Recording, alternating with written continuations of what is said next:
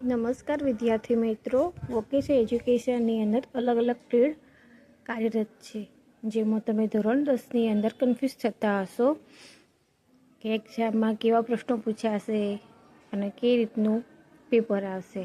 તો એ માટે મેં ધોરણ 10ના જે એકમ 5 છે એના ટૂંકા પ્રશ્નો, ખાલી જગ્યાઓ, વિકલ્પવાળા પ્રશ્નો તેમજ સવિસ્તારવાળા પ્રશ્નો માટેનું સ્વાધ્યાય તૈયાર કરેલું છે, જે આ મુજબ છે. સૌપ્રથમ કયા કયા સત્ર એકમ પૂછાય છે એક્ઝામની અંદર. તો ધોરણ 10ની અંદર સિલેબસ ગઈ સાલે ચેન્જ કરવામાં આવ્યો હતો. તેમાં પ્રથમ એકમની અંદર સત્ર 1 કટિંગ માટે કાપડ તૈયાર કરવું. ત્યારબાદ બીજા એકમની અંદર સત્ર 3 બેબી ફ્રોક અને બ્લૂમર માટે લેઆઉટ. ત્રીજા એકમમાં સત્ર 4 બેબી ફ્રોક અને બ્લૂમર બનાવવું. ચોથા એકમમાં સત્ર 1 ભારતીય કાપડ ઉદ્યોગનું માળખું. પાંચમાની અંદર સત્ર 2 વસ્ત્ર વિભાગમાં નોકરીની તકો.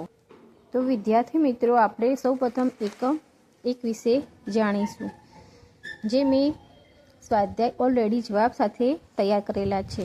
તો સૌપ્રથમ પ્રશ્ન 1, ખાલી જગ્યાઓ પૂરો.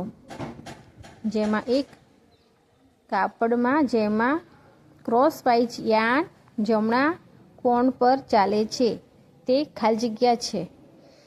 તો ઓપ્શન આપેલું છે ઓન ગ્રેન અને ઓફ ગ્રેન. તો એમાં જવાબ આવશે ઓન ગ્રેન.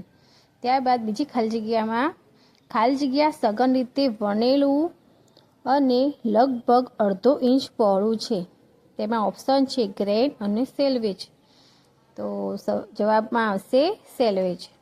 ત્યારબાદ ત્રીજી ખાલી જગ્યામાં છે કાપડ પર પાણી છાંટી અને ગરમ આયર્ન પર પ્રેસ કરવાની આ પદ્ધતિને ખાલી જગ્યા તરીકે ઓળખાય છે.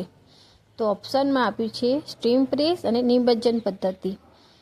તો આમાં આવશે જવાબમાં સ્ટ્રીમ પ્રેસ. ત્યારબાદ ચોથી ખાલી જગ્યામાં છે મુખ્ય ક્રોસવાઇઝ દ્રશ્યમાન ક્રોસવાઇઝ યાર્નના સાથે ખાલી જગ્યા કાપી શકાય છે.